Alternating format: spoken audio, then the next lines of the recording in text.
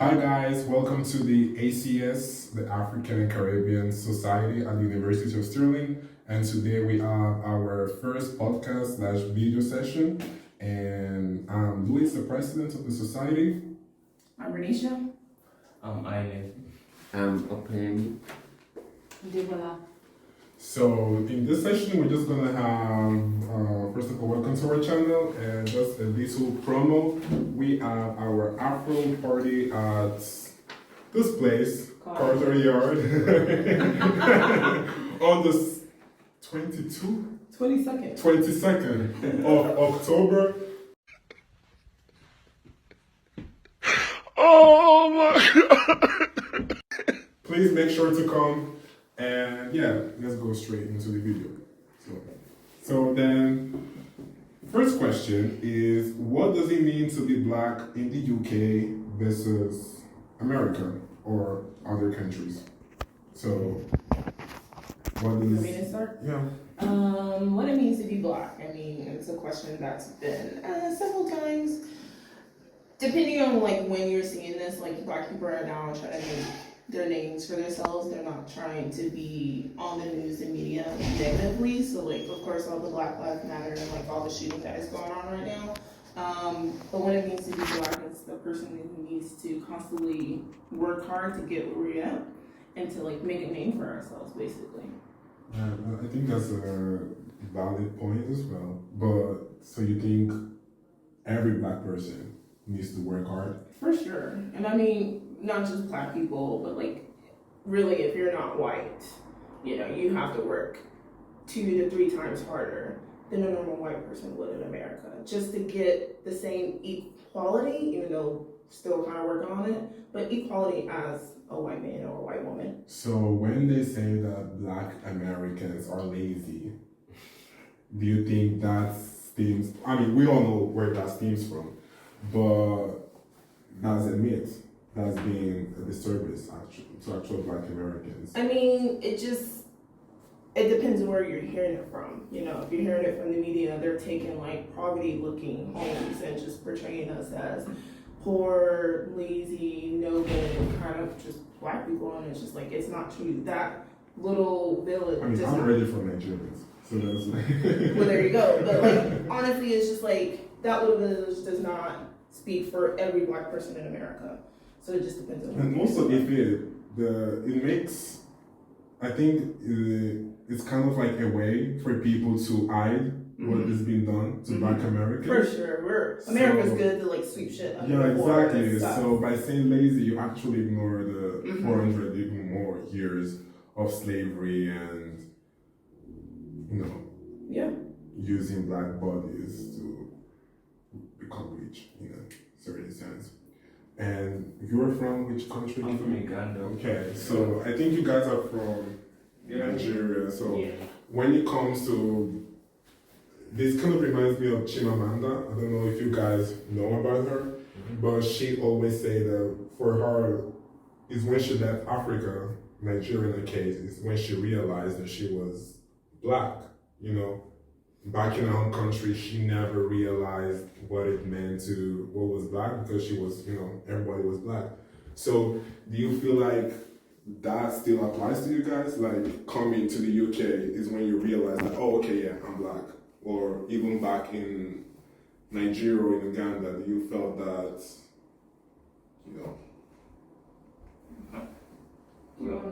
you can speak.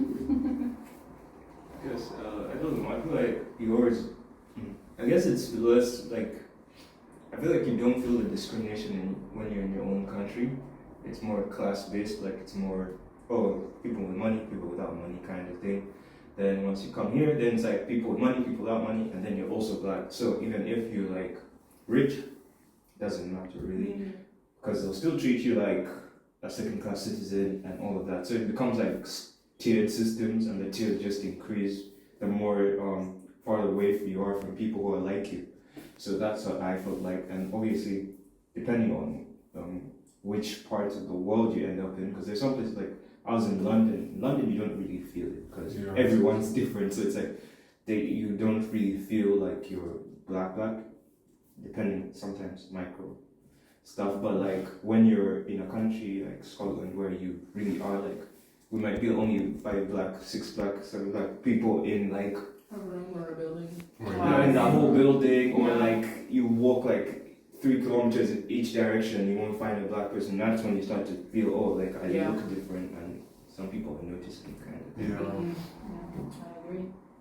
Actually, in terms of relationships, I mean, it's quite selective in the sense that I feel the blacks have to choose blacks as their friends, and then before you then have to, get to have a white friend, it has to be them choosing you. Oh yeah, that's asking. true. Yeah, so that's what I feel. So you feel like if you have white friends, it's because they wanted you. It's because they. Yeah, I never saw it that way. That is nice. Do you feel that way if somebody isn't white? No. No? Because I mean, for every black person that I've met since I got to Scotland, they've actually said hello to me or they smiled at me on the road. Oh, So. yeah. Not gonna lie, get excited too. Yeah, when we I'm smiling under my mask, I promise.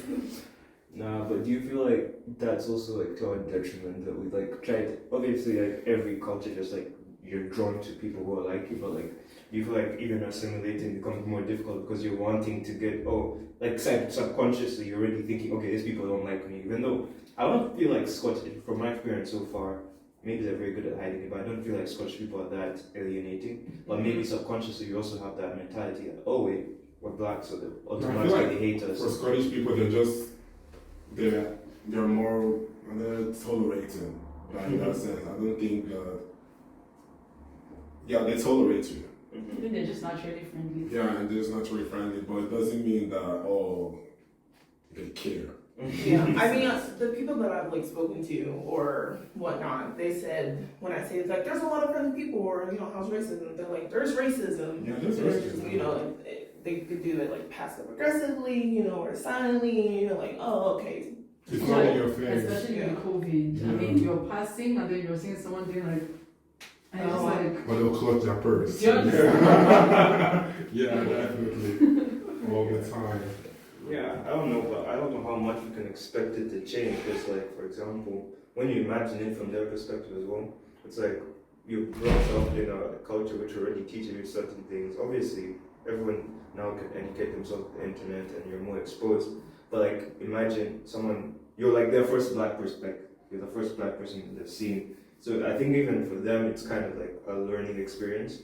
And then, obviously, their culture, like, they don't like outsiders and stuff. So yeah, I just like think about it from how they're experiencing it as well. I'm not saying that it's an excuse to be racist, but it's like very interesting to think about, oh wait, they really do not really know how to deal with you sometimes. So like I give them a pass on certain things, like not knowing certain things. And to add to that, most times when you see their little kids, they tend to stare more.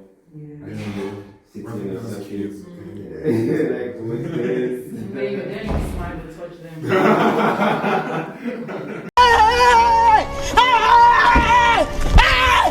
Why are you running? Why are you running?